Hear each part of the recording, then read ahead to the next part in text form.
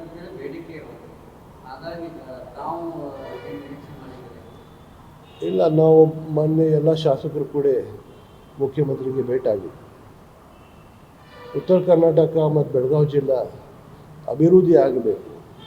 ಅದರ ಸಲುವಾಗಿ ಮೊದಲೇ ಮೂರು ಕೊಡ್ತಿದ್ರು. ಅದು 3 ಇದರಲ್ಲಿ ಸಚಿವ ಸ್ಥಾನ ಕೊಡಿ, ಯಾರಿಗೆ ಕೊಡಿ, 3 ಸಚಿವ ಸ್ಥಾನ ಇಲ್ಲಿ ಕೊಡಿ ಅದನ್ನು ನಾವು ಕೇಳಿದ್ವಿ. ಎಲ್ಲರೂ ಆಕಾಂಕ್ಷಿ ಇರ್ತಾರೆ, ಯಾರು ಇರೋದಿಲ್ಲ.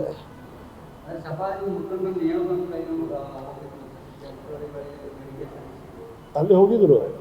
ಇಲ್ಲೇ 30 ವರ್ಷದಿಂದ ಉತ್ತರ ಕರ್ನಾಟಕದಲ್ಲಿ ಒಂದು ಮೈನಾರಿಟಿಗೆ ಯಾರಿಗೂ ಕೊಡಲಿಲ್ಲ. ಮತ್ತು ಈ ಟೈಮ್ ಕನ್ಸಿಡರ್ ಮಾಡಬೇಕಂದ್ರೆ ಕೇಳಿದ್ದಾರೆ. ಬೆಳಗಾವಿ ಸಿಟಿದಲ್ಲಿ ಇನ್ನೂ ತನಕ ಆಗಲಿಲ್ಲ. ಅದು ಕೇಳಿದ್ದಾರೆ ಅವರು. ಅದು ನಾವು ಹೈಕಮಾಂಡ್ ಮೇಲೆ ಬಿಡ್ತೀವಿ. ಇಲ್ಲಿ ಎವ್ರಿಥಿಂಗ್ ಟು ದಿ ಹೈಕಮಾಂಡ್. ಏನು ನಿರ್ಣಯ ಹೈಕಮಾಂಡ್ ತಗೋತಾರೆ ಅದು ನಾವು ಒಪ್ಕೊಳ್ತೀವಿ. ಪೂರ್ಣ